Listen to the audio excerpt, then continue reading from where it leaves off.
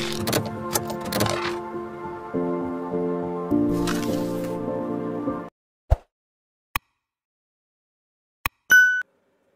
Friends, आज के video में हम Sandeep Garg chapter number 3 national income and related aggregates को स्टडी करेंगे। हमने यूनिट 1 के पहले 2 चैप्टर्स को पॉइंट बाय पॉइंट स्टडी किया है और साथ में इन दोनों चैप्टर्स के सभी क्वेश्चंस को भी सॉल्व किया है। इन वीडियोस के लिंक्स आपको डिस्क्रिप्शन बॉक्स में से मिल जाएंगे। इस चैप्टर में हम न्यूमेरिकल क्वेश्चंस को भी स्टडी करेंगे क्योंकि यूनिट नंबर 1 में से 3 या 4 नंबर का न्यूमेरिकल क्वेश्चन गारंटीड आता है। यह एक छोटा चैप्टर है पर काफी इंपॉर्टेंट है। यह चैप्टर कुछ साल पहले तक काफी लंबा चैप्टर होता था और इसमें कई सारे कंफ्यूजिंग फॉर्मूलाज भी होते थे जिन्हें याद रखने में स्टूडेंट्स को काफी दिक्कत आती थी। बट ओवर टाइम सीबीएसई ने इस चैप्टर में से कई सारे टॉपिक्स को डिलीट कर दिया है जिनका रेफरेंस आपको इस चैप्टर के एंड में दिए गए पावर बूस्टर सेक्शन में मिल जाएगा। आप में से जो कोई अपनी नॉलेज को फर्दर इंक्रीज करना चाहता है वो इन टॉपिक्स को यहाँ से पढ़ सकता है। तो चलिए आज के वीडियो को स्टार्ट करते हैं।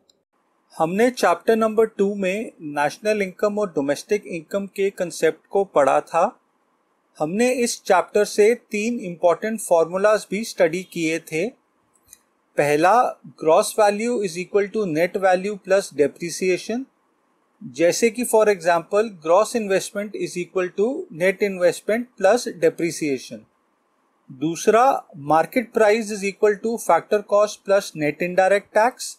यहाँ नेट इनडायरेक्ट टैक्स का फॉर्मूला होता है इनडायरेक्ट टैक्स माइनस सब्सिडीज। और तीसरा, national income is equal to domestic income plus net factor income from abroad. यहाँ net factor income from abroad के 2 फॉर्मूलाज होते हैं। पहला, net factor income from abroad is equal to factor income from abroad minus factor income to abroad. और दूसरा, net factor income from abroad is equal to net compensation of employ plus net income from property and entrepreneurship plus net retained earnings. ये तीनों formulas आपको हमेशा याद होने चाहिए।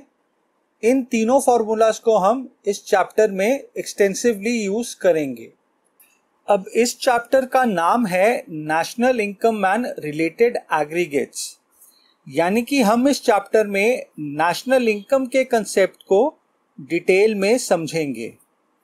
अब हम जानते हैं कि नेशनल इनकम नॉर्मल रेजिडेंट्स द्वारा कमाई गई फैक्टर इनकम का सम टोटल होता है, भले ही उन्होंने ये इनकम डोमेस्टिक टेरिटरी के अंदर कमाई हो या फिर बाहर। इसी तरह डोमेस्टिक इनकम डोमेस्टिक टेरिटरी के अंदर कमाई गई फैक्टर इनकम का सम टोटल होता है, भले ही ये फैक्टर इनकम किसी रेजिडेंट ने कमाई हो या फिर किसी नॉन रेजिडेंट ने। अब एज अ रूल हम पहले डोमेस्टिक इनकम को कैलकुलेट करते हैं और फिर इसमें net factor income from abroad को जोड़ के हमें नेशनल इनकम का फिगर मिलता है। अब हम इस नेशनल इनकम और डोमेस्टिक इनकम को अलग अलग तरीकों से मेजर कर सकते हैं। इस पॉइंट को हम थोड़ी देर में डिटेल में समझेंगे, पर इसको समझने के लिए आपको पहले डोमेस्टिक प्रोडक्ट और डोमेस्टिक इनकम के बीच के रिलेशनशिप को समझना होगा। अब यहाँ पे आपको एक बात पे ध्यान देना है, हम जब भी डोमेस्टिक इनकम या डोमेस्टिक प्रोडक्ट बोलेंगे तो इन दोनों टर्म्स का मतलब एक ही होता है। इसी तरह नेशनल प्रोडक्ट और नेशनल इनकम का भी मतलब सेम होता है, यानी कि domestic product is equal to domestic income और national product is equal to national income. अब ये क्यों होता है, आइए इसे समझते हैं। अब आप में से जो दोस्त मेरे वीडियोस को फॉलो करते हैं तो हमने इस कंसेप्ट को चैप्टर नंबर 1 के हॉट सेक्शन के क्वेश्चन नंबर 1 में डिस्कस किया था। चलिए इसे फिर से यहां पे डिस्कस करते हैं। अब यहां पे आप चैप्टर नंबर 1 में डिस्कस किया गया सर्कुलर फ्लो ऑफ इनकम के डायग्राम को रिकॉल कीजिए। अब हम जानते हैं कि सर्कुलर फ्लो ऑफ इनकम के 3 फेजेस होते हैं। पहला प्रोडक्शन फेज, दूसरा इनकम फेज और तीसरा एक्सपेंडिचर फेज।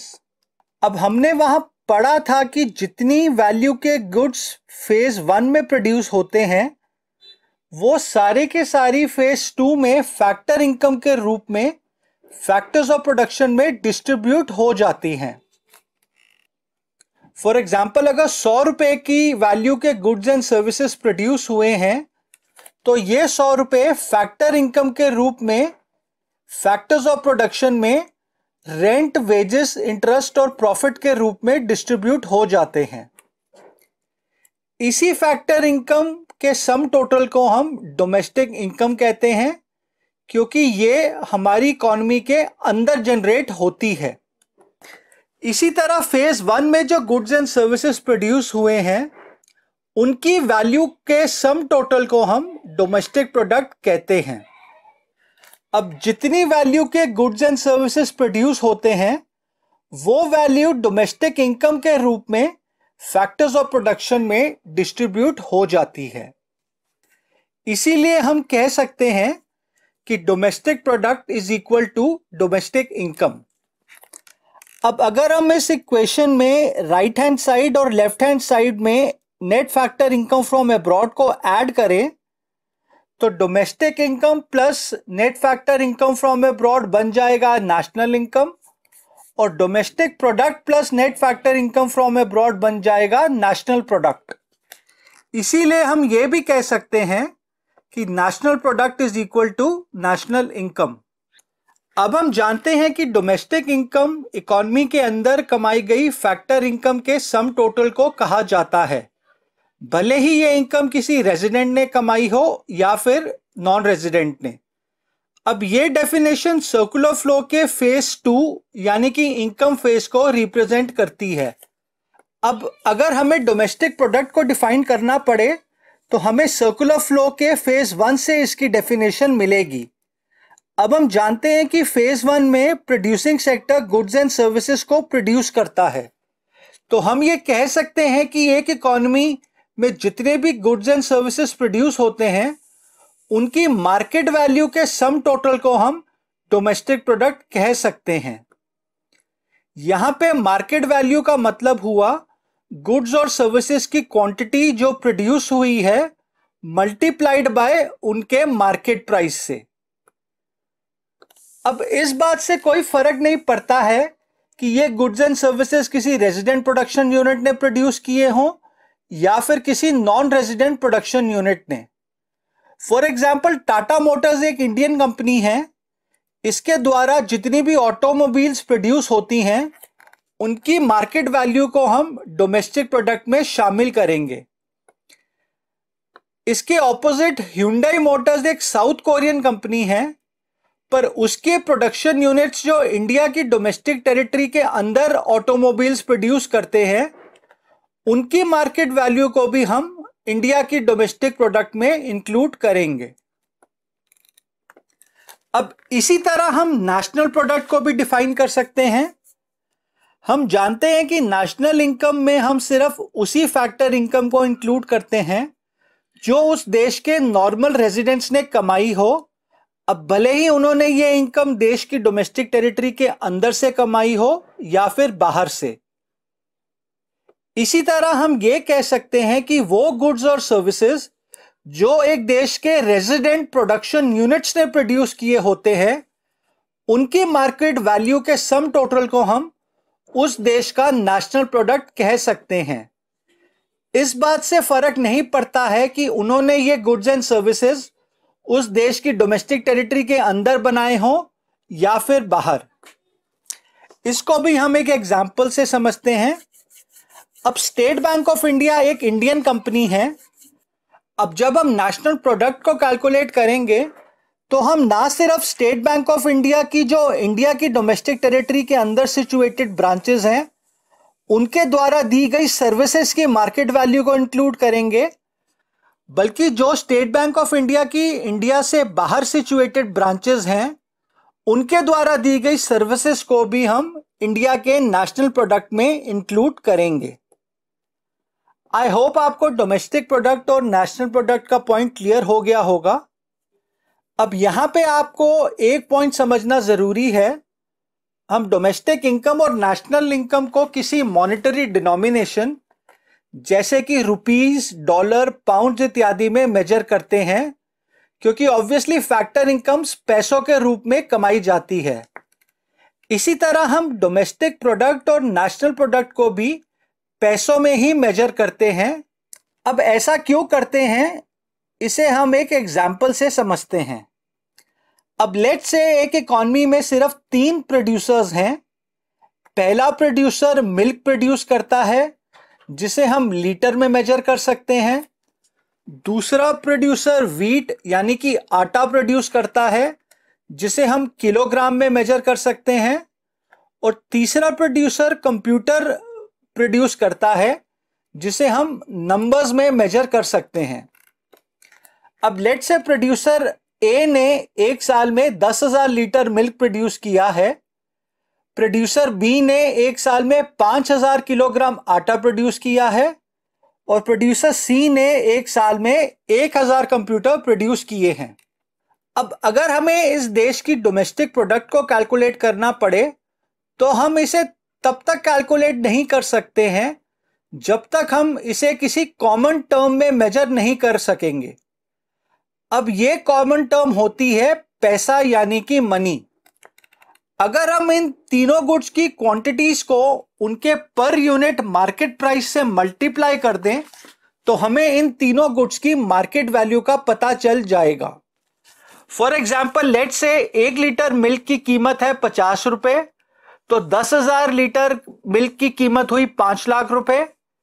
इसी तरह हम आटे की और कंप्यूटर की मार्केट वैल्यू को भी कैलकुलेट कर सकते हैं। अब जब हम इन तीनों गुड्स की मार्केट वैल्यू का सम टोटल करेंगे, तो हमें इस देश की डोमेस्टिक प्रोडक्ट का पता चल जाएगा। यानी कि हम ये कह सकते हैं कि चाहे डोमेस्टिक इनकम हो या फिर डोमेस्टिक प्रोडक्ट हो, या फिर नेशनल इनकम हो या नेशनल प्रोडक्ट हो, हम इन चारों एग्रीगेट्स को पैसों में यानी कि मनी में एक्सप्रेस करते हैं। अब इस चैप्टर में हम डोमेस्टिक प्रोडक्ट और नेशनल प्रोडक्ट को अलग अलग तरीकों से कैलकुलेट करेंगे। ये अलग अलग तरीके वही 3 फॉर्मूलाज हैं जो हमने चैप्टर नंबर 2 में समझे थे।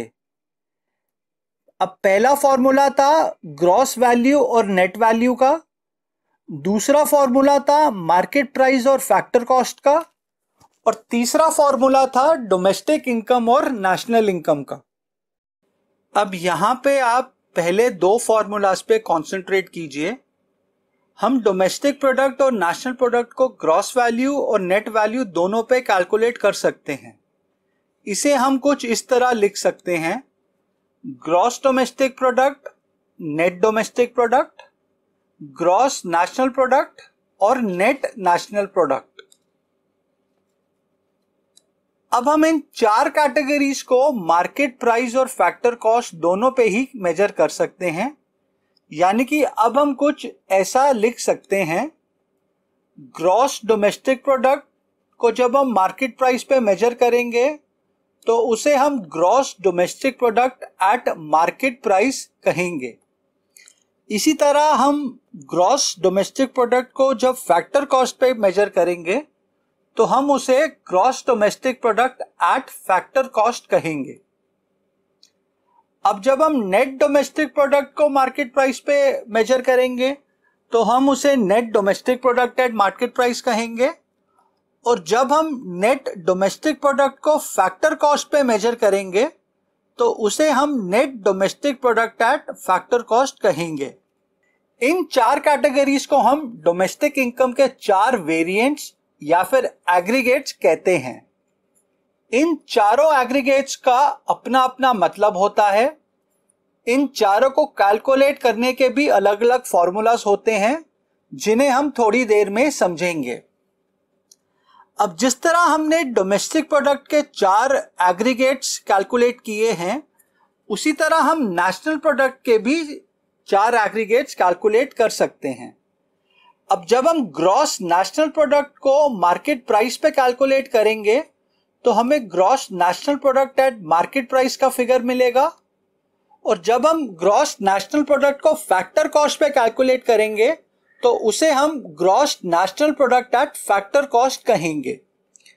इसी तरह जब हम नेट नेशनल प्रोडक्ट को मार्केट प्राइस पे कैलकुलेट करेंगे तो उसे हम net national product at market price कहेंगे। और फाइनली जब हम नेट नेशनल प्रोडक्ट को फैक्टर कॉस्ट पे कैलकुलेट करेंगे तो उसे हम net national product at factor cost कहेंगे।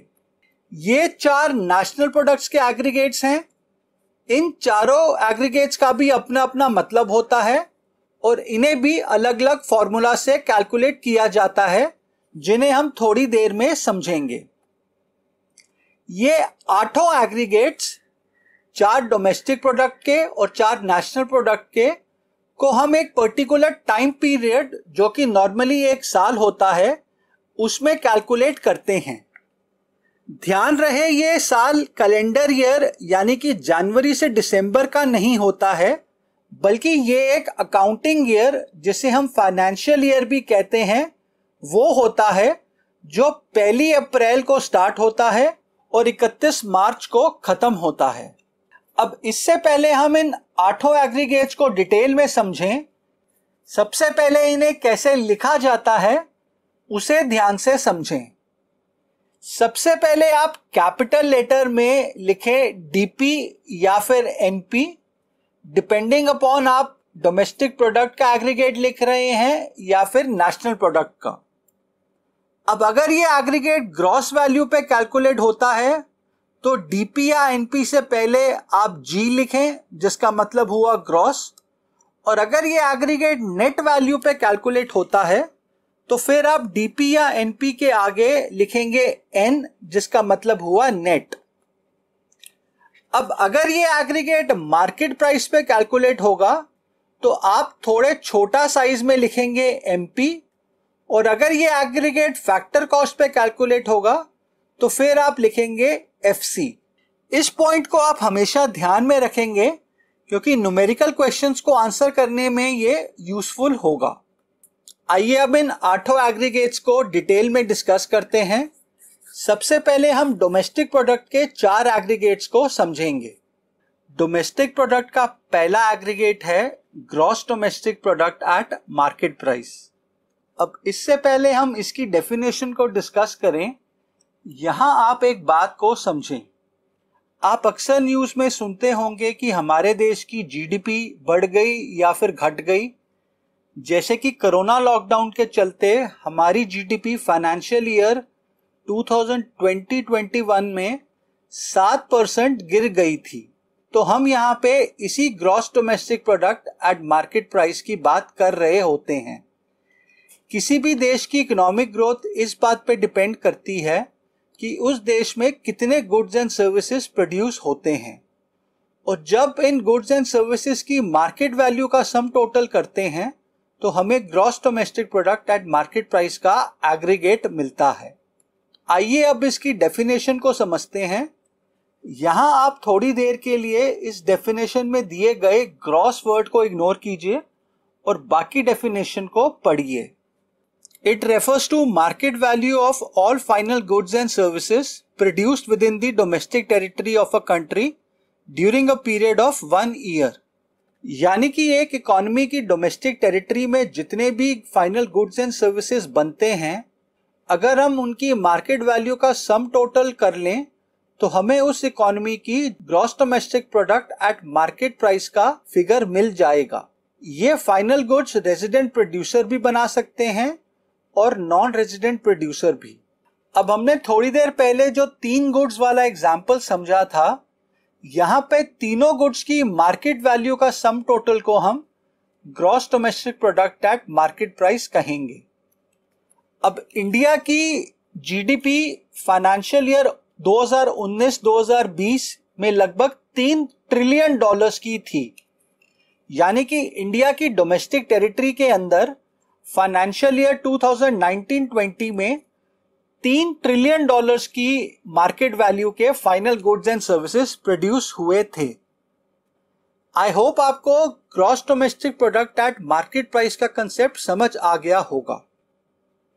अब मैंने थोड़ी देर पहले आपको बोला था कि gross domestic product at market price की डेफिनेशन में से ग्रॉस वर्ड को हटा के इसे पढ़िए।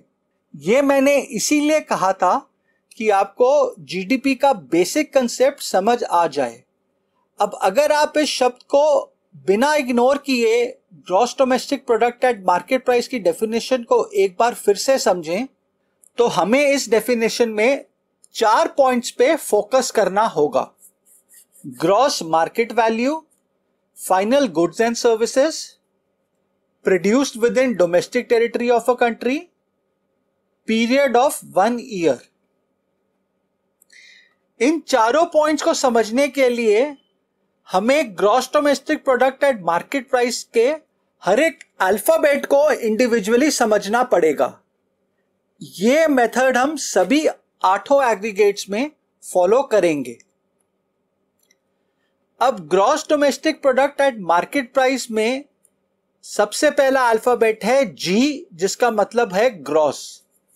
अब हम जानते हैं कि ग्रॉस वैल्यू में नेट वैल्यू और डेप्रिसिएशन दोनों इंक्लूड होते हैं, यानी कि हम ये कह सकते हैं कि gross domestic product at market price के फिगर में डेप्रिसिएशन इंक्लूड होता है। जीडीपी एमपी में अगला अल्फाबेट है डी, जिसका मतलब है डोमेस्टिक, यानी कि वो सारे गुड्स एंड सर्विसेज जो हमारी डोमेस्टिक टेरिटरी के अंदर प्रोड्यूस हुए हैं। अब भले ही ये गुड्स किसी रेजिडेंट प्रोडक्शन यूनिट ने बनाए हों या फिर किसी नॉन रेजिडेंट प्रोडक्शन यूनिट ने, यानी कि gross domestic product at market price में हम वो गुड्स जो एक्सपोर्ट होते हैं उन्हें भी इंक्लूड करते हैं, क्योंकि वो हमारी डोमेस्टिक टेरिटरी के अंदर प्रोड्यूस होते हैं। और वो गुड्स जो हम इंपोर्ट करते हैं उन्हें हम gross domestic product at market price में से एक्सक्लूड करते हैं, क्योंकि ये इंपोर्टेड गुड्स हमारी डोमेस्टिक टेरिटरी के बाहर प्रोड्यूस होते हैं। जीडीपी एमपी में अगला अल्फाबेट है पी, जिसका मतलब होता है फाइनल प्रोडक्ट, यानी कि हम जीडीपी एमपी में सिर्फ और सिर्फ फाइनल गुड्स एंड सर्विसेज को ही इंक्लूड करते हैं, यानी कि इसमें हम इंटरमीडिएट गुड्स को इंक्लूड नहीं करते हैं। और उसकी वजह सिंपल है कि इंटरमीडिएट गुड्स की वैल्यू ऑलरेडी फाइनल गुड्स की वैल्यू में इंक्लूडेड होती है। ये वाला पॉइंट हम ऑलरेडी चैप्टर नंबर 2 में क्लासिफिकेशन ऑफ गुड्स के सेक्शन में पढ़ चुके हैं। याद रखिए, सभी 8 एग्रीगेट्स में सिर्फ और सिर्फ फाइनल गुड्स ही इंक्लूड किए जाते हैं। अब हमने अपने क्लासिफिकेशन ऑफ गुड्स वाले वीडियो में ये पढ़ा है कि फाइनल गुड्स 3 प्रकार के होते हैं। पहला, सभी प्रकार के कंज्यूमर गुड्स जो एक कंज्यूमर हाउस होल्ड कंज्यूम करता है। दूसरा, सभी प्रकार के कैपिटल गुड्स जो प्रोड्यूसिंग सेक्टर यूज करता है। और तीसरा, वो इंटरमीडिएट गुड्स जो प्रोड्यूसर्स के पास फाइनेंशियल ईयर के एंड में बच जाते हैं, जिन्हें हम उनकी इन्वेंट्री इन्वेस्टमेंट कहते हैं। अब हम सिर्फ इन्हीं 3 कैटेगरी ऑफ गुड्स को डोमेस्टिक प्रोडक्ट और नेशनल प्रोडक्ट में इंक्लूड करते हैं। अब जीडीपी एमपी में हम ग्रॉस डोमेस्टिक प्रोडक्ट को मार्केट प्राइस पे कैलकुलेट कर रहे हैं, ना कि फैक्टर कॉस्ट पे। अब मार्केट प्राइस में फैक्टर कॉस्ट और नेट इनडायरेक्ट टैक्सेस दोनों इंक्लूड होते हैं, यानी कि हम gross domestic product at market price में नेट इनडायरेक्ट टैक्सेस को इंक्लूड करते हैं। अब वैसे तो हमें 8 में से किसी भी एक एग्रीगेट की वैल्यू दी गई हो तो हम बाकी सभी एग्रीगेट्स की वैल्यू निकाल सकते हैं अपने 3 फॉर्मूलाज को यूज करके। पर यहां हम बाकी 7 एग्रीगेट्स की value gross domestic product at market price में से कैलकुलेट करेंगे। यहां आप एक इंपॉर्टेंट बात को याद रखें, अगर आपको न्यूमेरिकल क्वेश्चन में सिर्फ जीडीपी का फिगर दिया गया हो तो आप ये अज्यूम करेंगे कि ये मार्केट प्राइस पे कैलकुलेटेड है। इसी तरह अगर आपको कोई भी एग्रीगेट में मार्केट प्राइस या फैक्टर कॉस्ट मेंशन ना हो तो आप ये अज्यूम करेंगे कि वो मार्केट प्राइस पे कैलकुलेट किया गया है। आइए डोमेस्टिक प्रोडक्ट के अगले aggregate gross domestic product at factor cost को समझते हैं। It refers to gross money value of all the final goods and services produced within the domestic territory of a country during a period of 1 year. अब gross domestic product at factor cost और gross domestic product at market price की definition में सिर्फ एक ही फर्क है।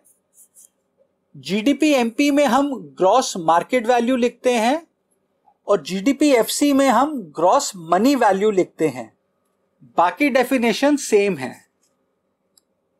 अब ऐसा हम क्यों करते हैं, आइए इस पॉइंट को समझते हैं। हमने चैप्टर नंबर 2 के नेट इनडायरेक्ट टैक्स वाले सेक्शन में यह समझा था कि मार्केट प्राइस उस प्राइस को कहते हैं जिस पे एक प्रोडक्ट मार्केट में बिकता है। अब जीडीपी एमपी में हम एक इकॉनमी में जितने भी गुड्स एंड सर्विसेज प्रोड्यूस होते हैं उनकी क्वांटिटी को उनके मार्केट प्राइस से मल्टीप्लाई करते हैं, जिससे हमें उनकी मार्केट वैल्यू का फिगर मिलता है। अब क्योंकि यहां पे हम जीडीपी एमपी को कैलकुलेट करने के लिए गुड्स एंड सर्विसेज की मार्केट वैल्यू को यूज करते हैं, इसीलिए हम इसकी डेफिनेशन में ग्रॉस मार्केट वैल्यू लिखते हैं। अब जीडीपी एफसी की डेफिनेशन में हम मनी वैल्यू इसीलिए लिखते हैं क्योंकि हम ये जानते हैं कि किसी भी गुड की फैक्टर कॉस्ट उसको बनाने में यूज किए गए 4 फैक्टर्स ऑफ प्रोडक्शन की फैक्टर इनकम का सम टोटल होता है और ये factor income in factors of production को मनी के रूप में मिलती है।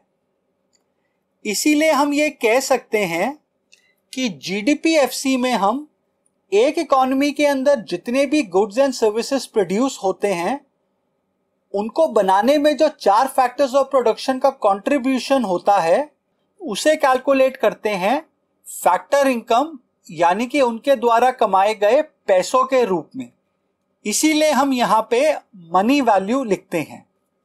ये मार्केट वैल्यू और मनी वैल्यू वाला पॉइंट सभी 8 एग्रीगेट्स पे लागू होता है जब वो मार्केट प्राइस या फैक्टर कॉस्ट पे कैलकुलेट होते हैं। आई होप आपको ये पॉइंट क्लियर हो गया होगा। आइए अब हम जीडीपी-एफसी के हर एक अल्फाबेट को इंडिविजुअली समझते हैं। यहां पे जीडीपी का मतलब सेम रहेगा जो हमने जीडीपी-एमपी में पढ़ा है। जी का मतलब हुआ ग्रॉस, यानी कि इसमें डेप्रिसिएशन इंक्लूडेड है। डी का मतलब हुआ डोमेस्टिक, यानी कि सभी final goods and services domestic territory के अंदर बने हैं, भले ही उन्हें किसी रेजिडेंट प्रोडक्शन यूनिट ने बनाया हो या फिर किसी नॉन रेजिडेंट प्रोडक्शन यूनिट ने। पी का मतलब हुआ फाइनल प्रोडक्ट, यानी कि जीडीपी-एफसी में सिर्फ और सिर्फ final goods and services he included हैं। अब एफसी का मतलब है कि इसमें नेट इनडायरेक्ट टैक्सेस इंक्लूडेड नहीं है। हम जीडीपी-एफसी में 4 फैक्टर्स ऑफ प्रोडक्शन द्वारा कमाई गई फैक्टर इनकम को ही इंक्लूड करते हैं। अब हम जीडीपी-एफसी को जीडीपी-एमपी से कैलकुलेट कर सकते हैं। इसके लिए हमें हमारे 3 फॉर्मूलाज में से पहले 2 फॉर्मूलाज की जरूरत पड़ेगी। अब जब भी आप एक एग्रीगेट को दूसरे में कन्वर्ट करें तो आप इन दोनों एग्रीगेट्स को अल्फाबेट बाय अल्फाबेट कंपेयर करें। अब यहां इन दोनों एग्रीगेट्स का पहला अल्फाबेट है जी, जो दोनों में कॉमन है। इसी तरह अगले 2 अल्फाबेट्स डी और पी भी इन दोनों में कॉमन है। अब यहां एक एग्रीगेट मार्केट प्राइस पे कैलकुलेटेड है और दूसरा फैक्टर कॉस्ट पे, और यहां हमें जीडीपी-एमपी को जीडीपी-एफसी में कन्वर्ट करना है। अब हम जानते हैं कि अगर हमें मार्केट प्राइस को फैक्टर कॉस्ट में कन्वर्ट करना है तो हमें उसमें से नेट इनडायरेक्ट टैक्स को माइनस करना होगा। इसीलिए हम जीडीपी-एमपी में से नेट इनडायरेक्ट टैक्स को माइनस करेंगे, जिससे हमें जीडीपी-एफसी का फिगर मिल जाएगा। आई होप आपको ये कन्वर्जन समझ आ गया होगा। अगर अभी आपको ये समझ नहीं आया तो डोंट वरी, जैसे जैसे हम आगे बढ़ेंगे आपको ये आसानी से समझ आ जाएगा।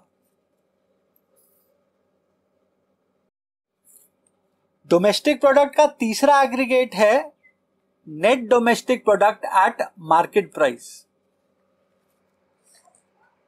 It refers to net market value of all the final goods and services produced within the domestic territory of a country during a period of 1 year.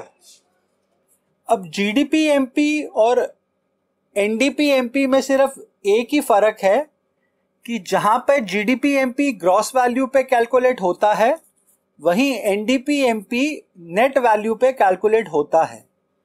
बाकी डेफिनेशन सेम रहेगी। आइए हम NDP MP के हर एक अल्फाबेट को individually समझते हैं। NDP MP का पहला अल्फाबेट है N, जिसका मतलब हुआ नेट, यानी कि NDP MP में डेप्रिसिएशन शामिल नहीं होता है। NDP MP का दूसरा अल्फाबेट है D, इसका वही मतलब रहेगा कि सारे goods and services domestic territory के अंदर बने हैं। NDP MP का तीसरा अल्फाबेट हुआ P, जिसका भी मतलब वही रहेगा कि यहां हम सिर्फ और सिर्फ फाइनल प्रोडक्ट्स को ही इंक्लूड करते हैं। अब NDP MP मार्केट प्राइस पे कैलकुलेट होता है, यानी कि इसके अंदर नेट इनडायरेक्ट टैक्स इंक्लूडेड होता है। अब यहां हम NDP MP को भी GDP MP में से कैलकुलेट कर सकते हैं। इसके लिए हम हमारे 3 फॉर्मूलाज का यहां पर उपयोग करेंगे। अगेन हम दोनों एग्रीगेट्स को अल्फाबेट बाय अल्फाबेट कंपेयर करेंगे और इनमें जो रिक्वायर्ड एडजस्टमेंट्स हैं उन्हें करेंगे। अब इन दोनों एग्रीगेट्स में सिर्फ एक ही फर्क है, एक नेट वैल्यू पे है और दूसरा ग्रॉस वैल्यू पे। अब हम ये जानते हैं कि अगर हम ग्रॉस वैल्यू में से डेप्रिसिएशन को माइनस कर दें तो हमें नेट वैल्यू मिल जाती है। यानी कि जब हम GDP MP में से डेप्रिसिएशन को माइनस करेंगे तो हमें NDP MP का फिगर मिल जाएगा।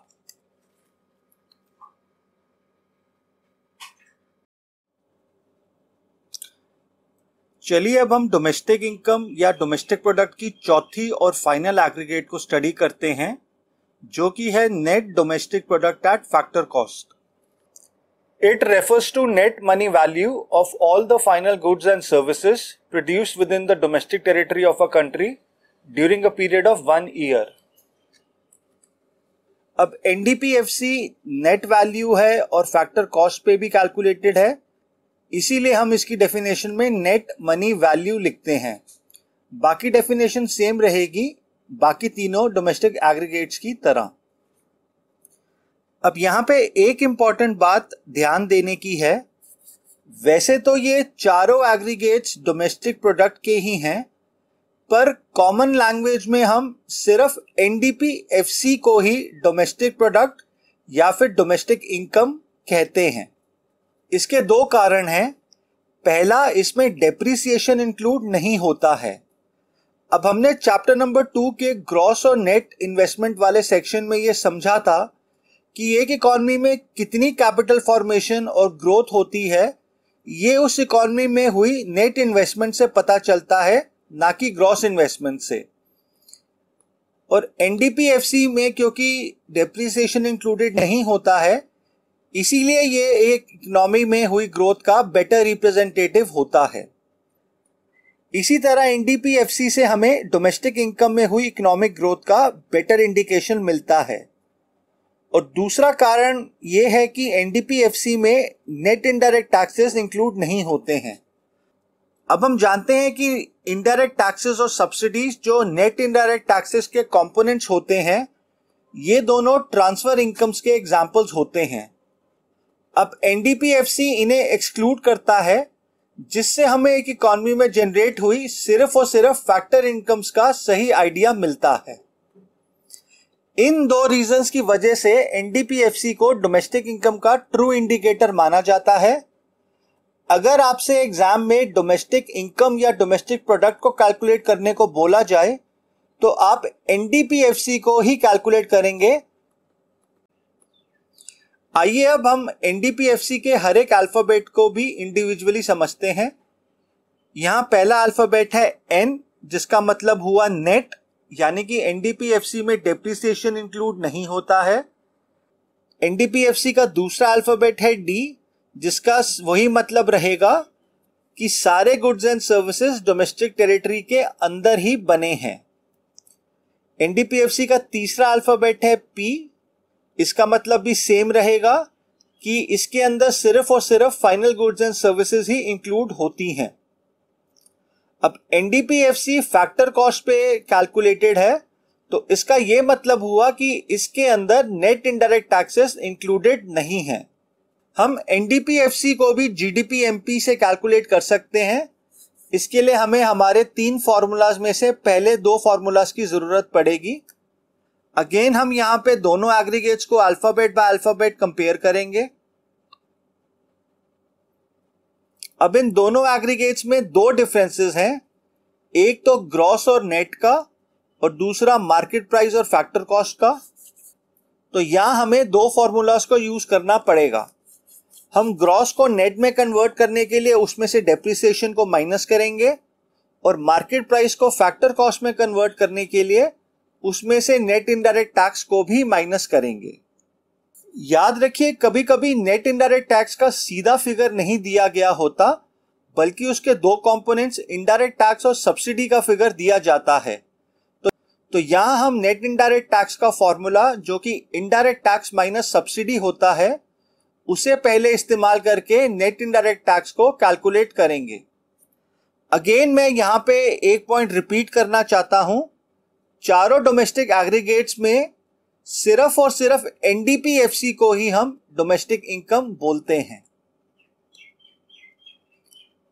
तो चलिए दोस्तों, हमने यहां पे डोमेस्टिक प्रोडक्ट के चारों एग्रीगेट्स को समझ लिया है।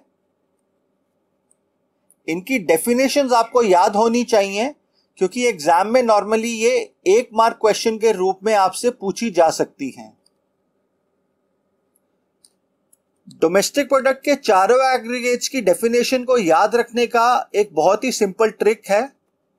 इन चारों एग्रीगेट्स की डेफिनेशन का ये वाला हिस्सा चारों एग्रीगेट्स में कॉमन रहेगा, सिर्फ ये 2 वर्ड्स ही चेंज होंगे। अब अगर एग्रीगेट ग्रॉस है तो आप पहला वर्ड ग्रॉस लिखेंगे, और अगर एग्रीगेट नेट है तो आप इसे नेट लिखेंगे। और अगर ये एग्रीगेट मार्केट प्राइस पे कैलकुलेट है तो आप दूसरे ब्लैंक में मार्केट वैल्यू लिखेंगे, और अगर ये एग्रीगेट फैक्टर कॉस्ट पे कैलकुलेटेड है तो फिर आप दूसरे ब्लैंक में मनी वैल्यू लिखेंगे। हम मार्केट वैल्यू और मनी वैल्यू क्यों लिखते हैं, ये पॉइंट मैंने आपको थोड़ी देर पहले ही समझाया था। अगर आप इस ट्रिक को याद रखेंगे तो आप कभी भी डोमेस्टिक प्रोडक्ट के चारों एग्रीगेट्स की डेफिनेशन को नहीं भूलेंगे। चलिए अब हम नेशनल इनकम या नेशनल प्रोडक्ट के चारों एग्रीगेट्स को भी समझ लेते हैं। अब डोमेस्टिक और नेशनल इनकम में जो मेन फर्क है वो ये है कि जहां डोमेस्टिक प्रोडक्ट या डोमेस्टिक इनकम में हम सिर्फ डोमेस्टिक टेरिटरी के अंदर के produce final goods and services को ही इंक्लूड करते हैं, वहीं नेशनल एग्रीगेट्स में हम सिर्फ उन गुड्स एंड सर्विसेज को इंक्लूड करेंगे जो नॉर्मल रेजिडेंट्स ने प्रोड्यूस किए हों, भले ही वो डोमेस्टिक टेरिटरी के अंदर हो या फिर बाहर। बाकी कंसेप्ट दोनों एग्रीगेट्स में सेम रहेंगे, यानी कि ग्रॉस और नेट का मतलब सेम रहेगा। इसी तरह मार्केट प्राइस और फैक्टर कॉस्ट का भी मतलब सेम रहेगा। नेशनल इनकम का सबसे पहला एग्रीगेट जो हम समझेंगे वो है gross national product at market price. It refers to gross market value of all the final goods and services produced by the normal residents of a country during a period of 1 year. अब आप देखेंगे कि domestic product और national product की definitions में जो main फर्क है वो ये है कि जहां डोमेस्टिक प्रोडक्ट में ये वाली line produced with in the domestic territory of a country during a period of 1 year आती है, वहीं नेशनल प्रोडक्ट में ये चेंज होकर अब बन जाएगी produced by the normal residents of a country during a period of 1 year. और ये लाइन चारों नेशनल प्रोडक्ट्स के एग्रीगेट में कॉमन रहेगी।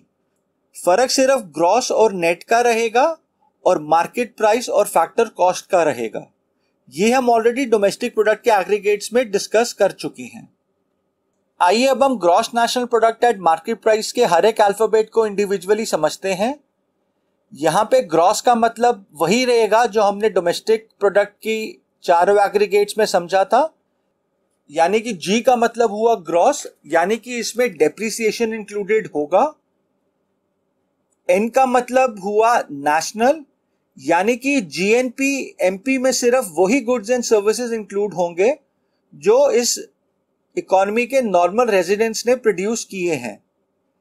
पी का मतलब सेम रहेगा जो हमने डोमेस्टिक प्रोडक्ट में समझा था, यानी कि इसके अंदर भी सिर्फ और सिर्फ final goods and services he include होते हैं। अब क्योंकि जीएनपी एमपी मार्केट प्राइस पे कैलकुलेटेड है तो इसके अंदर नेट इनडायरेक्ट टैक्सेस इंक्लूडेड होंगे। अब हम जीएनपी एनपी को भी जीडीपी एमपी या फिर किसी भी डोमेस्टिक प्रोडक्ट के एग्रीगेट से कैलकुलेट कर सकते हैं। यहां क्योंकि जीडीपी एमपी दिया गया है इसलिए हम जीएनपी एनपी को भी इसी से कैलकुलेट करेंगे। इसके लिए हम दोनों एग्रीगेट्स को अल्फाबेट बाय अल्फाबेट कंपेयर करेंगे। अब यहां सिर्फ डी और एन का फर्क है, यानी कि जीडीपी एमपी डोमेस्टिक एग्रीगेट है और जीएनपी एमपी नेशनल एग्रीगेट है। अब हम जानते हैं कि डोमेस्टिक इनकम को नेशनल इनकम में कन्वर्ट करने के लिए उसमें net factor income from abroad को ऐड किया जाता है। तो यहां जब हम जीडीपी एमपी में net factor income from abroad को ऐड करेंगे तो हमें जीएनपी एनपी का फिगर मिल जाएगा। आइए नेशनल इनकम के दूसरे एग्रीगेट यानी कि gross national product at factor cost को भी समझते हैं।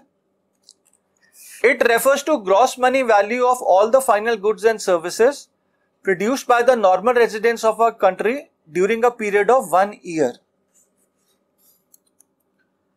अब GNP-FC और GNP-MP में फर्क सिर्फ मार्केट प्राइस और फैक्टर कॉस्ट का है, यानी कि हम यहां ग्रॉस मार्केट वैल्यू की जगह ग्रॉस मनी वैल्यू लिखेंगे, बाकी डेफिनेशन सेम रहेगी।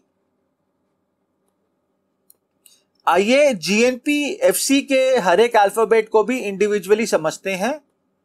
यहां पहला अल्फाबेट है जी, जिसका मतलब हुआ ग्रॉस, यानी कि जीएनपी-एफसी में डेप्रिसिएशन इंक्लूड होता है। दूसरा अल्फाबेट है एन, जिसका मतलब हुआ नेशनल, यानी कि जीएनपी-एफसी में हम सिर्फ वही गुड्स एंड सर्विसेज इंक्लूड करेंगे जो नॉर्मल रेजिडेंट्स ने प्रोड्यूस किए हों। अगला अल्फाबेट है पी, जिसका मतलब हुआ कि जीएनपी-एफसी में सिर्फ और सिर्फ final goods and services he include होते हैं। और फाइनली क्योंकि जीएनपी-एफसी फैक्टर कॉस्ट पे कैलकुलेटेड है तो इसके अंदर नेट इनडायरेक्ट टैक्सेस इंक्लूडेड नहीं होंगे। अब हम जीएनपी-एफसी को भी जीडीपी-एमपी से कैलकुलेट कर सकते हैं। अब तक आपको क्लियर हो गया होगा कि हमें क्या करना है। हम दोनों एग्रीगेट्स के हर एक अल्फाबेट को देखेंगे और इनके डिफरेंसेस को नोट करेंगे और फिर हमारे 3 फॉर्मूलाज की मदद से इसको कन्वर्ट करेंगे।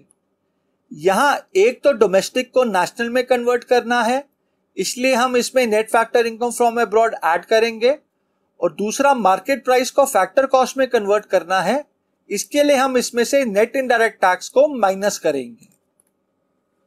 आई होप आपको ये वाला पॉइंट क्लियर हो गया होगा। नेशनल इनकम का तीसरा एग्रीगेट है net national product at market price. It refers to net market value of all the final goods and services produced by the normal residents of a country during a period of 1 year. I think मुझे आपको इसकी definition को समझाने की जरूरत नहीं पड़ेगी। Definition का ये वाला हिस्सा सभी चारों नेशनल एग्रीगेट्स में कॉमन रहेगा। अब क्योंकि net national product at market price net value और मार्केट प्राइस पे कैलकुलेटेड है, इसलिए हम यहाँ पे नेट मार्केट वैल्यू लिखेंगे, बाकी डेफिनेशन सेम रहेगी। आइए net national product at market price के हर एक अल्फाबेट को भी इंडिविजुअली एनालाइज करते हैं। अब इसका पहला अल्फाबेट है एन, जिसका मतलब हुआ नेट, यानी कि एनएनपी-एमपी में डेप्रिसिएशन इंक्लूड नहीं होता है। दूसरा अल्फाबेट भी एन है, जिसका मतलब हुआ नेशनल, यानी कि एनएनपी-एमपी में हम सिर्फ वही गुड्स एंड सर्विसेज इंक्लूड करते हैं जो नॉर्मल रेजिडेंट्स ने प्रोड्यूस किए हों। तीसरा अल्फाबेट है पी, जिसका मतलब हुआ फाइनल प्रोडक्ट, यानी कि हम एनएनपी-एमपी में भी सिर्फ और सिर्फ फाइनल गुड्स एंड सर्विसेज को ही इंक्लूड करेंगे। और फाइनली क्योंकि एनएनपी-एमपी मार्केट प्राइस पे कैलकुलेटेड है, इसीलिए इसके अंदर नेट इनडायरेक्ट टैक्सेस इंक्लूडेड होते हैं। अब हम जीडीपी-एमपी को भी एनएनपी-एमपी में कन्वर्ट कर सकते हैं। इसके लिए हम दोनों एग्रीगेट्स के सभी अल्फाबेट्स को कंपेयर करेंगे और जो भी एडजस्टमेंट्स हैं उन्हें नोट करेंगे। अब इन दोनों एग्रीगेट्स में पहला डिफरेंस ग्रॉस और नेट का है। अब हम जानते हैं ग्रॉस को नेट में कन्वर्ट करने के लिए हमें इसमें से डेप्रिसिएशन को माइनस करना होगा। और दूसरा डिफरेंस डोमेस्टिक और नेशनल का है, इसीलिए हम जीडीपी-एमपी में net factor income from abroad को ऐड करेंगे। नेशनल इनकम का चौथा और फाइनल एग्रीगेट है net national product at factor cost. It refers to net money value of all the final goods and services produced by the normal residents of a country during a period of 1 year. I think अब तक आप समझ गए होंगे कि हमें कैसे ये सभी डेफिनेशंस को याद रखना है। अब जैसे हम net domestic product at factor cost को डोमेस्टिक प्रोडक्ट या डोमेस्टिक इनकम कहते हैं, उसी तरह हम net national product at factor cost को नेशनल प्रोडक्ट या फिर नेशनल इनकम कहते हैं। नेशनल इनकम के चारों एग्रीगेट्स में से सिर्फ net national product at factor cost he national income को एक्यूरेटली रिप्रेजेंट करता है, क्योंकि एक तो ये नेट वैल्यू पे कैलकुलेटेड होता है, इसीलिए इकॉनमी में जो हो रही कैपिटल फॉर्मेशन है और उससे होने वाली इकोनॉमिक ग्रोथ है उसको ये बेटर रिप्रेजेंट करता है, क्योंकि इसके अंदर डेप्रिसिएशन इंक्लूडेड नहीं होता है। और दूसरा, एनएनपी-एफसी में नेट इनडायरेक्ट टैक्सेस जो कि असल में ट्रांसफर इनकम होते हैं वो इंक्लूड नहीं किए जाते हैं, इसीलिए ये एग्रीगेट सिर्फ और सिर्फ फैक्टर इनकम्स को ही रिप्रेजेंट करता है। आइए एनएनपी-एफसी के भी हर एक अल्फाबेट को इंडिविजुअली कंसिडर करते हैं। यहां एन का मतलब हुआ नेट, यानी कि इसमें डेप्रिसिएशन इंक्लूडेड नहीं है। दूसरे एन का मतलब है नेशनल, यानी कि सिर्फ नॉर्मल रेजिडेंट्स द्वारा produce final goods and services ही इसमें इंक्लूड होते हैं। पी का मतलब है फाइनल प्रोडक्ट, यानी कि सिर्फ और सिर्फ फाइनल गुड्स एंड सर्विसेज ही इसके अंदर शामिल होंगे। और क्योंकि net national product at factor cost पे कैलकुलेटेड है, इसीलिए इसमें नेट इनडायरेक्ट टैक्सेस इंक्लूड नहीं होंगे। और फाइनली हम net national product at factor cost को भी gross domestic product at market price में से कैलकुलेट कर सकते हैं। इसके लिए हम दोनों एग्रीगेट्स के सभी अल्फाबेट्स को कंपेयर करेंगे और इनमें होने वाली एडजस्टमेंट्स को नोट करेंगे। यहां हम देखते हैं कि हमें अपने तीनों फॉर्मूलाज को यूज करना पड़ेगा। ग्रॉस को नेट में कन्वर्ट करने के लिए इसमें से हम डेप्रिसिएशन को माइनस करेंगे। डोमेस्टिक को नेशनल में कन्वर्ट करने के लिए हम इसमें net factor income from abroad को ऐड करेंगे। और मार्केट प्राइस को फैक्टर कॉस्ट में कन्वर्ट करने के लिए हम इसमें से नेट इनडायरेक्ट टैक्स को माइनस करेंगे। तो चलिए दोस्तों, इन 4 नेशनल एग्रीगेट्स को समझने के साथ ही हमने हमारे 8 एग्रीगेट्स को स्टडी कर लिया है। अगर कोई भी एक एग्रीगेट आपको दिया जाए तो आप 3 फॉर्मूलाज को यूज करके बाकी 7 एग्रीगेट्स को उसमें से कैलकुलेट कर सकते हैं। आइए इस पॉइंट को 1-2 एग्जाम्पल से समझते हैं। अब अगर हमें एनडीपी-एफसी को जीएनपी-एमपी में कन्वर्ट करना है तो पहले हम दोनों एग्रीगेट्स के इंडिविजुअल अल्फाबेट्स को कंपेयर करेंगे और इनमें डिफरेंसेस को नोट करेंगे। यहां हमें नेट को ग्रॉस में कन्वर्ट करना है, इसलिए हम इसमें डेप्रिसिएशन को ऐड करेंगे। डोमेस्टिक को नेशनल में कन्वर्ट करना है, इसलिए हम इसमें नेट फैक्टर इनकम को भी ऐड करेंगे। और फैक्टर कॉस्ट को मार्केट प्राइस में कन्वर्ट करना है, इसलिए हम इसमें नेट इनडायरेक्ट टैक्स को भी ऐड करेंगे। आइए एक और एग्जांपल लेते हैं। यहां हमें net national product and market price को gross domestic product at factor cost में कन्वर्ट करना है। अगेन हम दोनों एग्रीगेट्स के सभी अल्फाबेट्स को इंडिविजुअली कंपेयर करेंगे और डिफरेंसेस को नोट करेंगे। यहां हमें नेट को ग्रॉस में कन्वर्ट करना है, इसलिए हम इसमें डेप्रिसिएशन को ऐड करेंगे। दूसरा, हमें नेशनल को डोमेस्टिक में कन्वर्ट करना है, इसलिए हम इसमें से net factor income from abroad को माइनस करेंगे। और फाइनली हमें मार्केट प्राइस को फैक्टर कॉस्ट में कन्वर्ट करना है, इसलिए हम इसमें से नेट इनडायरेक्ट टैक्स को भी माइनस करेंगे। दोस्तों, इन 8 एग्रीगेट्स में सबसे इंपॉर्टेंट ये 3 एग्रीगेट्स हैं: gross domestic product at market price, net domestic product at factor cost और net national product at factor cost. याद रखिए, net domestic product at factor cost को डोमेस्टिक इनकम या फिर डोमेस्टिक प्रोडक्ट कहते हैं और net national product at factor cost को नेशनल इनकम या फिर नेशनल प्रोडक्ट कहते हैं। इन तीनों के डिफरेंसेस को हम इन 2 टेबल से समराइज कर सकते हैं। पहले हम डोमेस्टिक इनकम यानी कि NDP-FC और नेशनल इनकम यानी कि NNP-FC के बीच के डिफरेंसेस को स्टडी करते हैं। पहला डिफरेंस है नेचर ऑफ कंसेप्ट का। अब जहां NDP-FC यानी कि डोमेस्टिक इनकम एक टेरिटोरियल कंसेप्ट है, क्योंकि ये सिर्फ उन्हीं गुड्स एंड सर्विसेज को इंक्लूड करता है जो डोमेस्टिक टेरिटरी के अंदर बनते हैं, वहीं नेशनल इनकम यानी कि NNP-FC एक नेशनल कंसेप्ट है, क्योंकि ये उन गुड्स एंड सर्विसेज को भी कंसिडर करता है जो डोमेस्टिक टेरिटरी के बाहर बनते हैं। शर्त सिर्फ इतनी है कि उन्हें उस देश के नॉर्मल रेजिडेंट्स ने बनाया हो। दूसरा पॉइंट है कि कौन कौन से प्रोड्यूसर्स इन दोनों इनकम के लिए कंसिडर किए जाते हैं। अब जहां NDP-FC यानी कि डोमेस्टिक इनकम में सिर्फ डोमेस्टिक प्रोड्यूसर्स को ही कंसिडर किया जाता है, भले ही वो रेजिडेंट प्रोड्यूसर हो या फिर नॉन रेजिडेंट प्रोड्यूसर, वहीं नेशनल इनकम में हम सिर्फ नॉर्मल रेजिडेंट प्रोड्यूसर्स को ही कंसिडर करते हैं, भले ही वो डोमेस्टिक टेरिटरी के अंदर हो या फिर बाहर।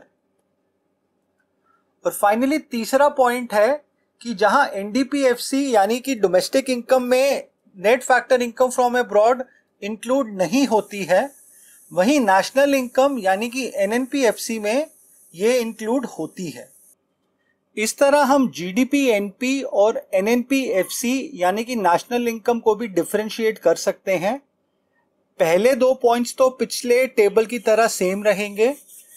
GDP-MP भी एक टेरिटोरियल कंसेप्ट होगा, क्योंकि ये सिर्फ डोमेस्टिक टेरिटरी के अंदर प्रोड्यूस हुए गुड्स एंड सर्विसेज को ही कंसिडर करता है, और इसके अंदर भी हम सिर्फ उन्हीं प्रोड्यूसर्स को शामिल करते हैं जो डोमेस्टिक टेरिटरी के अंदर होते हैं, अब भले ही वो रेजिडेंट प्रोड्यूसर्स हो या फिर नॉन रेजिडेंट प्रोड्यूसर्स। तीसरा और चौथा पॉइंट है कि जहां GDP-MP में डेप्रिसिएशन और नेट इनडायरेक्ट टैक्स इंक्लूड होते हैं, क्योंकि हम GDP-MP को ग्रॉस वैल्यू पे और मार्केट प्राइस पे कैलकुलेट करते हैं, वहीं पे ये दोनों NNP-FC में इंक्लूड नहीं होते हैं, क्योंकि इसे हम नेट वैल्यू पे और फैक्टर कॉस्ट पे कैलकुलेट करते हैं। आप इन दोनों टेबल्स में GDP-MP, NDP-FC यानी कि डोमेस्टिक इनकम और NNP-FC यानी कि नेशनल इनकम में इन सभी की डेफिनेशंस को भी लिख सकते हैं। ये एक एडिशनल पॉइंट हो जाएगा। दोस्तों, अगला सेक्शन है steps for calculating practicals of basic aggregates of national income. यहां पे वही पॉइंट समझाए गए हैं जो मैंने आपको थोड़ी देर पहले सभी एग्रीगेट्स की कन्वर्जन में समझाए थे, जहां हम दोनों एग्रीगेट्स को अल्फाबेट बाय अल्फाबेट कंपेयर करते हैं और उनमें दिए गए डिफरेंसेस को नोट करके एडजस्टमेंट्स करते हैं। अब यहां हमें NDP-FC को GNP-MP से कैलकुलेट करना है, यानी कि हमें GNP-MP को NDP-FC में कन्वर्ट करना है। अब स्टेप नंबर 1 में हम जो एग्रीगेट हमें दिया गया है उसे राइट हैंड साइड पे लिखेंगे। यहां हमें GNP-MP दिया गया है, इसीलिए हम इसे राइट हैंड साइड पे लिखेंगे, और जो एग्रीगेट हमें कैलकुलेट करना है उसे हम लेफ्ट हैंड साइड पे लिखेंगे, यानी कि यहां हम NDP-FC को लेफ्ट हैंड साइड पे लिखेंगे और इन दोनों के बीच में हम इस इक्वल टू का सिंबल डालेंगे। स्टेप नंबर 2 में हम दोनों एग्रीगेट्स को अल्फाबेट बाय अल्फाबेट कंपेयर करेंगे और इनके बीच की सिमिलैरिटी या डिफरेंसेस को नोट करेंगे। अब अगर हम इन दोनों एग्रीगेट्स को अल्फाबेट बाय अल्फाबेट कंपेयर करते हैं तो हमें यहां पर 3 एडजस्टमेंट्स करनी होंगी। पहली, ग्रॉस को नेट में कन्वर्ट करना है, इसीलिए हम इसमें से डेप्रिसिएशन को माइनस करेंगे। दूसरा, हमें नेशनल को डोमेस्टिक में कन्वर्ट करना है, इसके लिए हम इसमें से net factor income from abroad को भी माइनस करेंगे। और तीसरा, हमें मार्केट प्राइस को फैक्टर कॉस्ट में कन्वर्ट करना है, इसके लिए भी हम इसमें से नेट इनडायरेक्ट टैक्स को माइनस करेंगे। तो हमारी फाइनल इक्वेशन कुछ इस तरह होगी, NDP-FC is equal to GNP-MP minus depreciation minus net factor income from abroad minus net indirect taxes. I hope आपको ये स्टेप बाय स्टेप कैलकुलेशन समझ आ गई होगी। ये स्टेप्स आपको प्रैक्टिकल क्वेश्चंस में इसी तरह लिखने होंगे। तो चलिए दोस्तों, इसी के साथ इस चैप्टर का थ्योरेटिकल पार्ट खत्म हो गया है। अब हम कुछ न्यूमेरिकल्स को स्टडी करते हैं। अगेन आपको 3 फॉर्मूलाज को यहां पे यूज करना होगा, एक एग्रीगेट को दूसरे एग्रीगेट में कन्वर्ट करने के लिए। इसी के साथ आप क्लास 12th इकोनॉमिक्स कोर्स के अपने पहले न्यूमेरिकल क्वेश्चंस को भी सॉल्व करेंगे।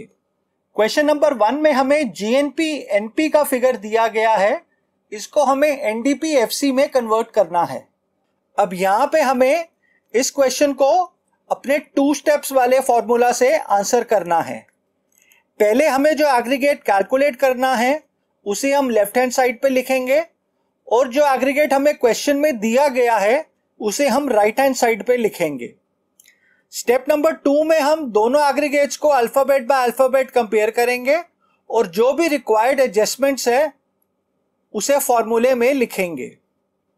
अब यहां हमें ग्रॉस को नेट में कन्वर्ट करना है, इसीलिए हम इसमें से डेप्रिसिएशन को माइनस करेंगे।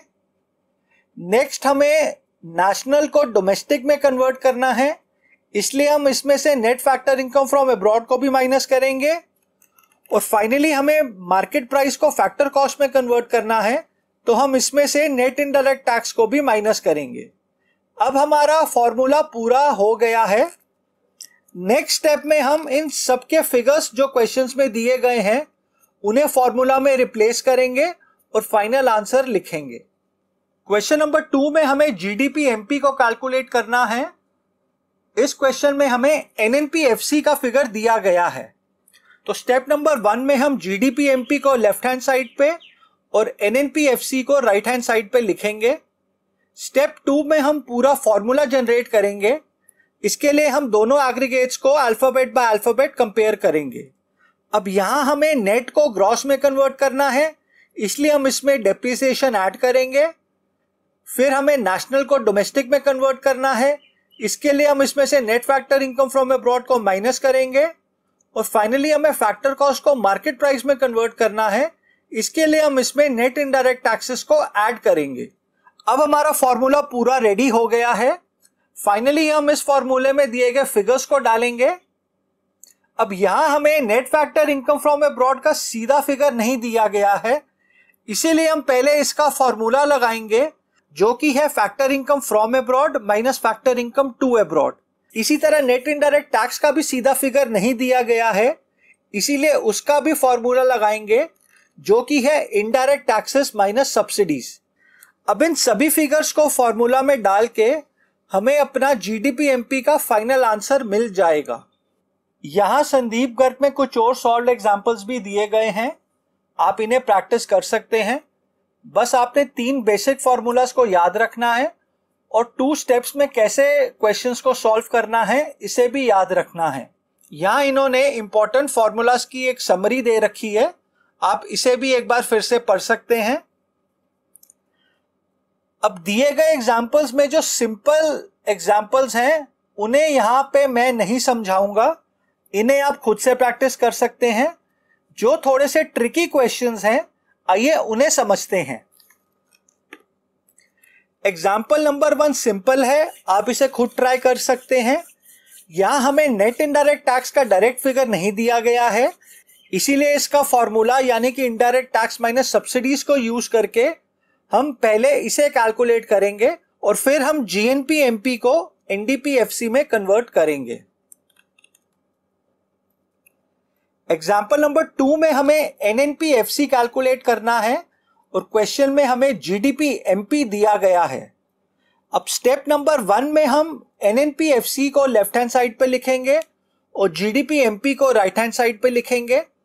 स्टेप नंबर 2 में हम इसका फॉर्मूला रेडी करेंगे। इसके लिए हम दोनों एग्रीगेट्स को अल्फाबेट बाय अल्फाबेट कंपेयर करेंगे।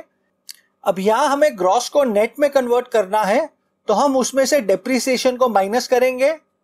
फिर हमें डोमेस्टिक को नेशनल में कन्वर्ट करना है, इसलिए हम इसमें net factor income from abroad को ऐड करेंगे। और फाइनली हमें मार्केट प्राइस को फैक्टर कॉस्ट में कन्वर्ट करना है, इसके लिए हम इसमें से नेट इनडायरेक्ट टैक्सेस को माइनस करेंगे। और फाइनली हम इस फॉर्मूला में दिए गए फिगर्स को रिप्लेस करके अपना फाइनल आंसर जनरेट करेंगे। अब यहां आप एक बात को ध्यान से समझें, इस क्वेश्चन में हमें डेप्रिसिएशन की जगह उसका सिनोनिम यानी कि कंजम्पशन ऑफ फिक्स कैपिटल दिया गया है। Net factor income from abroad का भी सीधा फिगर नहीं दिया गया है, बल्कि उसके दो components factor income from abroad और फैक्टर इनकम टू अब्रॉड के फिगर्स दिए गए हैं। नेट इनडायरेक्ट टैक्स का भी सीधा फिगर नहीं दिया गया है, बल्कि उसके भी दोनों कंपोनेंट्स यानी कि इनडायरेक्ट टैक्स जो यहाँ पे गुड्स एंड सर्विसेज टैक्स के रूप में दिया गया है और सब्सिडीज का भी फिगर साथ में दिया गया है। अब इन सभी फिगर्स को फॉर्मूला में डाल के हमें हमारा फाइनल आंसर मिल जाएगा। एग्जाम्पल 3 भी स्ट्रेट फॉरवर्ड है। यहां पे आपको बस एक बात का ध्यान रखना है कि यहां पे हमें इनडायरेक्ट टैक्स का फिगर नहीं दिया गया है, इसीलिए इस केस में हम इसको 0 अज्यूम करेंगे। बाकी सब स्ट्रेट फॉरवर्ड है। अब यहां हमें NDP-MP का फिगर दिया गया है और हमें GNP-FC को कैलकुलेट करना है, तो हम यहां पे GNP-FC को लेफ्ट हैंड साइड पे लिखेंगे और NDP-MP को राइट हैंड साइड पे लिखेंगे। स्टेप नंबर 2 में हम इसका फॉर्मूला जनरेट करेंगे। इसके लिए हम दोनों एग्रीगेट्स को अल्फाबेट बाय अल्फाबेट कंपेयर करेंगे। अब सबसे पहले हमें नेट को ग्रॉस में कन्वर्ट करना है, इसके लिए हम इसमें डेप्रिसिएशन को ऐड करेंगे। नेक्स्ट हमें डोमेस्टिक को नेशनल में कन्वर्ट करना है, इसके लिए हम net factor income from abroad को भी इसमें ऐड करेंगे। यहाँ हमें net factor income from abroad का सीधा फिगर नहीं दिया गया है, बल्कि उसके दोनों components factor income from abroad और फैक्टर इनकम टू अब्रॉड का फिगर्स दिए गए हैं। यहाँ हम पहले net factor income from abroad को कैलकुलेट करते हैं, जो कि होगा factor income from abroad minus factor income to abroad, यानी कि 400 माइनस 600 करोड़ यानी कि माइनस 200 करोड़। और फाइनली हम यहाँ पे मार्केट प्राइस को फैक्टर कॉस्ट में कन्वर्ट करेंगे, इसके लिए हम इसमें से नेट इनडायरेक्ट टैक्सेस को माइनस करेंगे। अब यहाँ क्योंकि हमें इनडायरेक्ट टैक्सेस का फिगर नहीं दिया गया है, तो हम उसको 0 अज्यूम करेंगे और नेट इनडायरेक्ट टैक्स को कैलकुलेट करने के लिए हम उसका फॉर्मूला यानी कि इनडायरेक्ट टैक्सेस माइनस सब्सिडीज को यूज करेंगे। तो ये होगा 0 माइनस 30 यानी कि माइनस 30 करोड़। फाइनली हम इन सभी दिए गए फिगर्स को फॉर्मूला में डाल के अपने GNP-FC का फाइनल फिगर जनरेट करेंगे। एग्जाम्पल नंबर 4 में हमें GNP-MP को कैलकुलेट करना है और हमें क्वेश्चन में डोमेस्टिक इनकम यानी कि NDP-FC का फिगर दिया गया है। अब इस एग्जाम्पल में आपको 3 बातों को ध्यान में रखना है। पहला, इन्होंने यहाँ पे डोमेस्टिक इनकम यानी कि NDP-FC का फिगर दिया है। अब अगर ये सिर्फ यहाँ पे डोमेस्टिक इनकम भी लिखते तो भी आप इसको NDP-FC ही अज्यूम करते। दूसरा, यहाँ पे सब्सिडीज का फिगर नहीं दिया गया है, इसीलिए आप इसको 0 अज्यूम करेंगे। और फाइनली यहाँ पर net factor income from abroad की जगह net factor income to abroad दिया गया है। अब हम जानते हैं कि net factor income to abroad का मतलब होता है negative net factor income from abroad. अब यहां वैसे तो जब आप NDP-FC को GNP-MP में कन्वर्ट करते हैं तो आप उसमें net factor income from abroad को ऐड करेंगे, पर यहां क्योंकि net factor income from abroad negative होगा तो आप इसे यहां पर माइनस करेंगे। अब यहां हम GNP-MP जिसे हमने कैलकुलेट करना है उसको लेफ्ट हैंड साइड पे लिखेंगे और NDP-FC जो हमें क्वेश्चन में दिया गया है उसे राइट हैंड साइड पे लिखेंगे।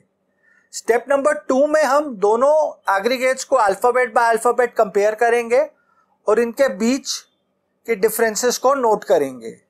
अब सबसे पहले हमें नेट को ग्रॉस में कन्वर्ट करना है, इसलिए हम इसमें डेप्रिसिएशन को ऐड करेंगे दूसरा, हमें डोमेस्टिक को नेशनल में कन्वर्ट करना है, इसलिए हम वापस इसके अंदर net factor income from abroad को ऐड करेंगे। पर यहाँ क्योंकि net factor income from abroad negative है, इसलिए हम यहाँ पर इसको माइनस करेंगे।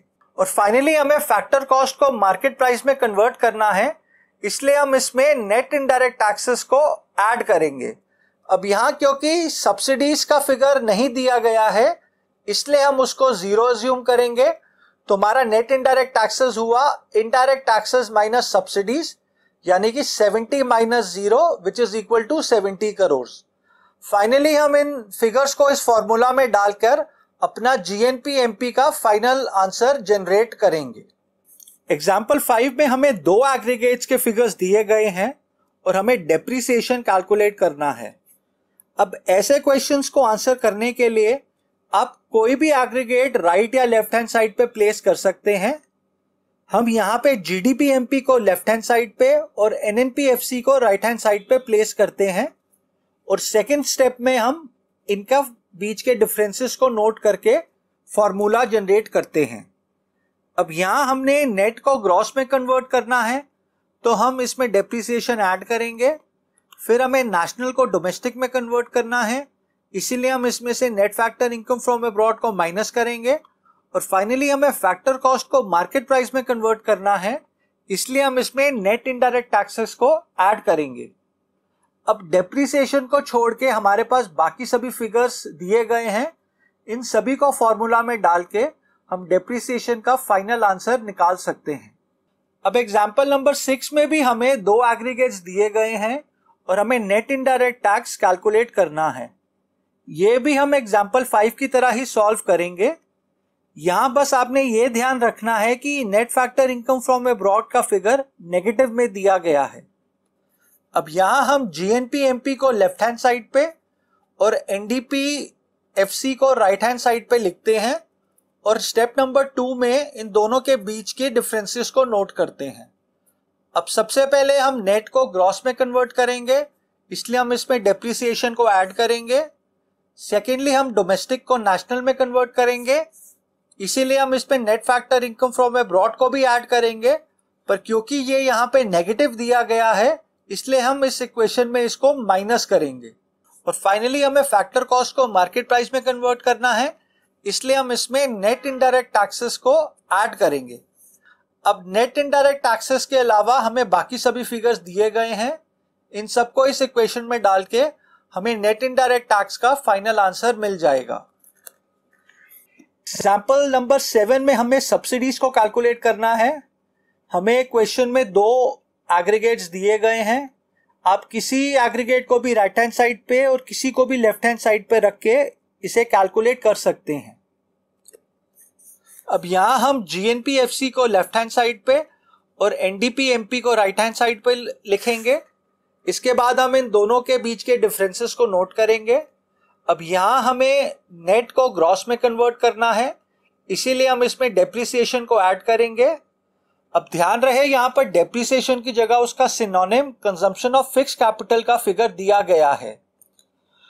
दूसरी एडजस्टमेंट ये है कि हम इसमें डोमेस्टिक को नेशनल में कन्वर्ट करेंगे, इसके लिए हम इस पे net factor income from abroad को ऐड करेंगे। पर क्योंकि यहाँ पर net factor income from abroad का डायरेक्ट फिगर नहीं दिया गया है, इसलिए हम उसके दोनों components factor income from abroad और फैक्टर इनकम टू अब्रॉड को यूज करेंगे। और फाइनली हमें मार्केट प्राइस को फैक्टर कॉस्ट में कन्वर्ट करना है, इसलिए हम इसमें से नेट इनडायरेक्ट टैक्सेस को माइनस करेंगे। अब नेट इनडायरेक्ट टैक्सेस होते हैं इनडायरेक्ट टैक्सेस माइनस सब्सिडीज। अब यहां हमें सब्सिडीज को छोड़ के बाकी सभी फिगर्स दिए गए हैं, इन सबको इस इक्वेशन में डाल के हमें सब्सिडीज का फाइनल आंसर मिल जाएगा। एग्जाम्पल 8 में हमें factor income to abroad calculate करना है। ये भी हम आसानी से कैलकुलेट कर सकते हैं। पहले स्टेप में हम दोनों एग्रीगेट्स को राइट हैंड साइड और लेफ्ट हैंड साइड पे लिखेंगे। आपका जैसा मन करे आप वैसा लिख सकते हैं। यहाँ पे इन्होंने GNP/MP को लेफ्ट हैंड साइड पे और NDP/FC को राइट हैंड साइड पे लिखा है। स्टेप नंबर 2 में हम फॉर्मूला जनरेट करेंगे। इसके लिए हम दोनों दिए गए एग्रीगेट्स को अल्फाबेट बाय अल्फाबेट कंपेयर करेंगे। अब यहाँ हमें नेट को ग्रॉस में कन्वर्ट करना है, इसलिए हम इसमें डेप्रिसिएशन को ऐड करेंगे। फिर हमें डोमेस्टिक को नेशनल में कन्वर्ट करना है, इसलिए हम इसमें net factor income from abroad को ऐड करेंगे। और फाइनली हमें फैक्टर कॉस्ट को मार्केट प्राइस में कन्वर्ट करना है, इसलिए हम इसमें नेट इनडायरेक्ट टैक्स को भी ऐड करेंगे। अब यहाँ net factor income from abroad का सीधा फिगर नहीं दिया गया है, इसलिए हम इसके दोनों components factor income from abroad और फैक्टर इनकम टू अब्रॉड को लिखेंगे। इसी तरह नेट इनडायरेक्ट टैक्सेस की जगह उसके दोनों कंपोनेंट्स इनडायरेक्ट टैक्सेस और सब्सिडीज को लिखेंगे। अब फैक्टर इनकम टू अब्रॉड के अलावा हमें बाकी सभी फिगर्स यहाँ पे दिए गए हैं। इन सभी फिगर्स को इस फॉर्मूला में डाल के हमें फैक्टर इनकम टू अब्रॉड का फाइनल फिगर मिल जाएगा। याद रहे यहाँ पे हमें डेप्रिसिएशन की जगह उसका सिनोनिम यानी कि रिप्लेसमेंट ऑफ फिक्स कैपिटल दिया गया है। इसीलिए मैं आपसे बार बार कहता हूं कि सिनोनिम्स को हमेशा याद किया कीजिए। एग्जाम्पल 9 में हमें gross national product at factor cost को कैलकुलेट करना है। अब बाकी सभी फिगर्स तो स्ट्रेट फॉरवर्ड दिए गए हैं, बस हमें यहाँ पर डेप्रिसिएशन को कैलकुलेट करना पड़ेगा। अब यहाँ हमें कैपिटल स्टॉक की वैल्यू 4000 करोड़ की दी गई है और हमें यह भी बताया गया है कि ये हर साल 10% के हिसाब से डेप्रिशिएट होती है, यानी कि 4000 करोड़ का 10% हुआ 400 करोड़, जो कि डेप्रिसिएशन का फिगर होगा। बाकी सभी स्ट्रेट फॉरवर्ड हैं। आप एनडीपी एमपी को राइट हैंड साइड पे लिखेंगे और जो आपको एग्रीगेट कैलकुलेट करना है यानी कि जीएनपी एफसी को, उसको लेफ्ट हैंड साइड पे लिखेंगे। स्टेप नंबर 2 में आप दोनों एग्रीगेट्स को अल्फाबेट बाय अल्फाबेट कंपेयर करेंगे और इनके बीच की एडजस्टमेंट्स को नोट करेंगे। सबसे पहले आपको नेट को ग्रॉस में कन्वर्ट करना है, इसलिए आप डेप्रिसिएशन को ऐड करेंगे। ये फिगर हमने अभी अभी कैलकुलेट किया है। नेक्स्ट आपको डोमेस्टिक को नेशनल में कन्वर्ट करना है, इसके लिए आप इसमें net factor income from abroad को भी ऐड करेंगे। अब यहाँ हमें net factor income from abroad का सीधा फिगर नहीं दिया गया, बल्कि उसके दोनों components factor income from abroad और फैक्टर इनकम टू अब्रॉड के फिगर्स दिए गए हैं। और फाइनली आपको मार्केट प्राइस को फैक्टर कॉस्ट में कन्वर्ट करना है, इसके लिए आप इसमें से नेट इनडायरेक्ट टैक्सेस को माइनस करेंगे। अब यहाँ हमें नेट इनडायरेक्ट टैक्सेस का भी सीधा फिगर नहीं दिया गया, बल्कि उसके दोनों कंपोनेंट्स इनडायरेक्ट टैक्सेस और सब्सिडीज का फिगर दिया गया है। इन सभी फिगर्स को आप इस फॉर्मूला में डाल के जीएनपी एफसी का फाइनल आंसर जनरेट कर सकते हैं। दोस्तों एग्जांपल नंबर 10 में हमें डेप्रिसिएशन, सब्सिडीज और एनडीपी एफसी को कैलकुलेट करना है। ऐसे क्वेश्चंस में स्टार्टिंग पॉइंट ढूंढना इंपॉर्टेंट होता है। अब अगर हम फिगर 4 और 5 को देखें तो हम पाएंगे कि इन दोनों फिगर्स में सिर्फ एक ही डिफरेंस है, यानी कि अगर हम एनएनपी एमपी को जीएनपी एमपी में से माइनस करें तो हमें डेप्रिसिएशन का फिगर मिल जाएगा, जो कि होगा 7000 करोड़ का। अब अगर हम दिए गए फिगर्स को ध्यान से देखें तो हम फिगर नंबर 1 और फिगर नंबर 5 यानी कि जीएनपी एफसी और जीएनपी एमपी में से नेट इनडायरेक्ट टैक्स का फिगर निकाल सकते हैं। यानी कि अगर हम जीएनपी एफसी को जीएनपी एमपी में से माइनस करें तो हमें नेट इनडायरेक्ट टैक्स का फिगर, जो कि 12000 करोड़ है, वो मिल जाएगा। अब हम जानते हैं कि net indirect tax is equal to indirect tax minus subsidies. अब हमारे पास नेट इनडायरेक्ट टैक्स का और इनडायरेक्ट टैक्स दोनों के फिगर्स हैं। इन दोनों को फॉर्मूला में डाल के हमें इसका फिगर मिल जाएगा। अब हमें फाइनली एनडीपी एफसी कैलकुलेट करना है और हमारे पास एनडीपी एमपी का फिगर दिया गया है। अब अगर हम इसमें से नेट इनडायरेक्ट टैक्सेस को माइनस कर दें तो हमें एनडीपी एफसी का फिगर मिल जाएगा। अब हमने थोड़ी देर पहले ही नेट इनडायरेक्ट टैक्स का फिगर कैलकुलेट किया है। अब इन सभी फिगर्स को फॉर्मूला में डाल के हमें एनडीपी एफसी का फाइनल फिगर मिल जाएगा, जो कि होगा 88,422 करोड़ का। दोस्तों न्यूमेरिकल क्वेश्चंस को आंसर करते वक्त एक बात हमेशा ध्यान में रखें, जो भी आपका फाइनल आंसर होगा उसके आगे करेंसी का सिंबल और पीछे डिनोमिनेशन लिखना नहीं भूलिएगा। जैसे कि इस एग्जांपल में करेंसी है रुपीस और डिनोमिनेशन है करोड़। ये ना लिखने से नंबर कटने के चांसेस होते हैं। तो चलिए दोस्तों, इसी के साथ हमारा चैप्टर नंबर 3 भी कंप्लीट हो जाता है। अगर आपको इस चैप्टर में कोई डाउट हो तो तो कमेंट सेक्शन में लिखिएगा, मैं उसे ज़रूर क्लियर करने की कोशिश करूंगा। नेक्स्ट वीडियो में हम इस चैप्टर के क्वेश्चन एंड आंसर्स को स्टडी करेंगे और इसमें दिए गए अनसॉल्व न्यूमेरिकल्स को भी सॉल्व करेंगे। फाइनली दोस्तों, अगर आपको आज का वीडियो इंफॉर्मेटिव लगा है तो आप इसको लाइक कीजिए, अपने दोस्तों में इसे शेयर कीजिए, मेरे चैनल को सब्सक्राइब कीजिए और बेल बटन को क्लिक कीजिए ताकि आपको मेरे अगले वीडियो का नोटिफिकेशन मिल सके। Thank you and have a nice day.